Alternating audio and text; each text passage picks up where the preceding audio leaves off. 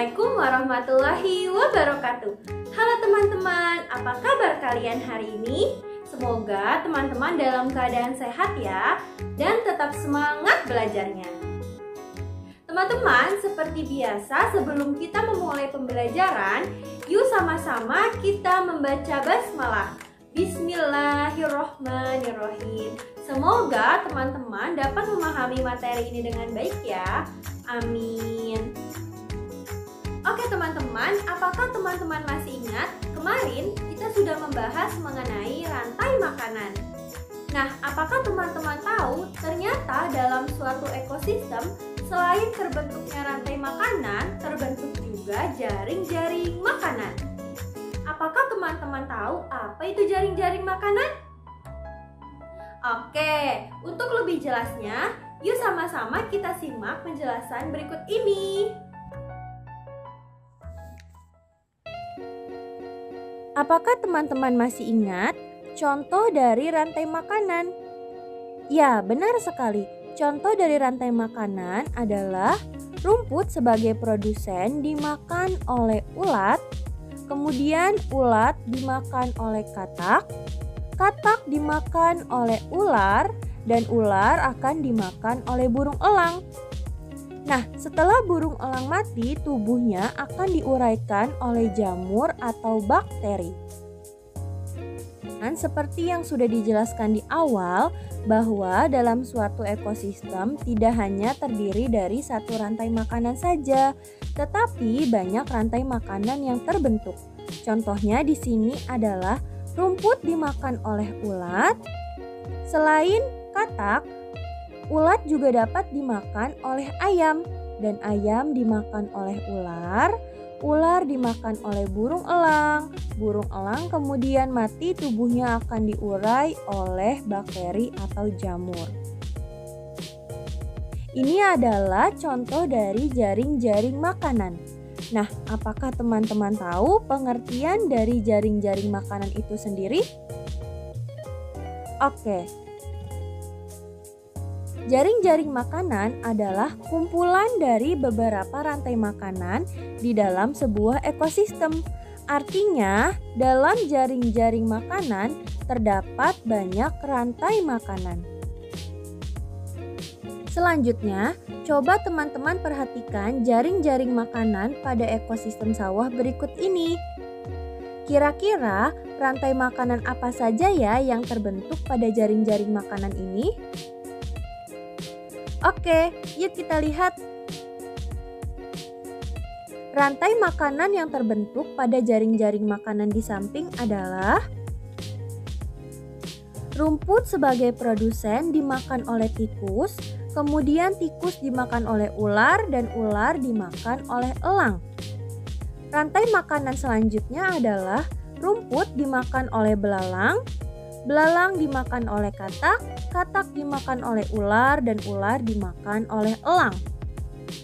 Selanjutnya, rumput dimakan oleh belalang, belalang dimakan oleh katak, dan di sini katak dapat dimakan langsung oleh burung elang. Rantai makanan selanjutnya adalah pohon dimakan oleh ulat, ulat dimakan oleh katak, katak dimakan oleh ular, dan ular dimakan oleh elang. Selanjutnya, pohon dimakan oleh ulat, ulat dimakan oleh katak, dan di sini katak juga dapat dimakan langsung oleh elang. Selanjutnya, pohon dapat dimakan ulat, ulat dimakan ayam, ayam dimakan ular, dan ular dimakan oleh elang. Dan rantai makanan selanjutnya adalah pohon dimakan oleh ulat, ulat dimakan oleh ayam, dan ayam dapat dimakan langsung oleh elang. Ini adalah contoh jaring-jaring makanan pada ekosistem sawah. Jadi sudah sesuai ya teman-teman dengan pengertian jaring-jaring makanan, yaitu terdapat beberapa rantai makanan dalam sebuah ekosistem.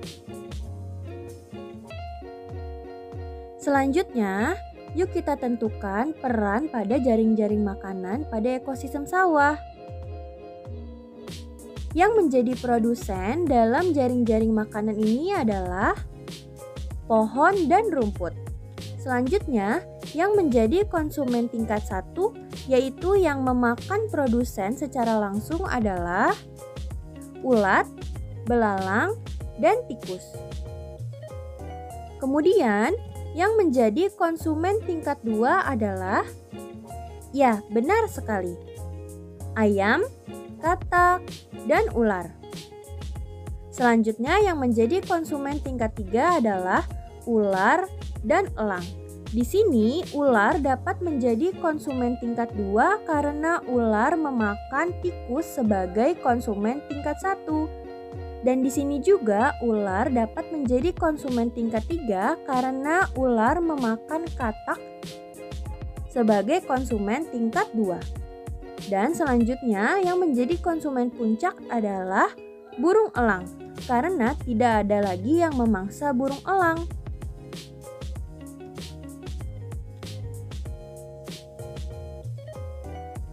Nah, sekarang coba teman-teman perhatikan jaring-jaring makanan pada ekosistem lain.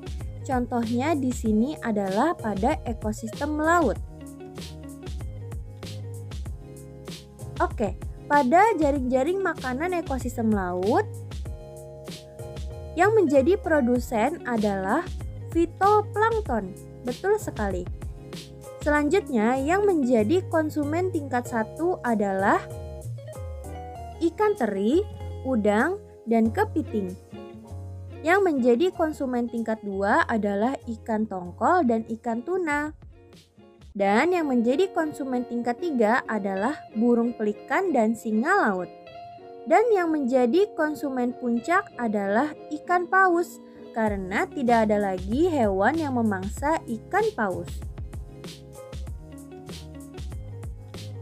Nah, sekarang coba teman-teman perhatikan jaring-jaring makanan di samping. Setelah teman-teman perhatikan, coba teman-teman tentukan hewan apa saja yang berperan sebagai konsumen tingkat 2. Ya, benar sekali. Hewan yang menjadi konsumen tingkat 2 yang pertama adalah serigala, karena serigala memakan kambing sebagai konsumen tingkat 1. Kemudian, kucing hutan, benar sekali, karena kucing hutan memakan kelinci sebagai konsumen tingkat 1. Dan selanjutnya adalah burung hantu, karena burung hantu memakan tikus sebagai konsumen tingkat 1. Nah, selanjutnya apa yang akan terjadi ya jika populasi ular berkurang? Ya, benar sekali.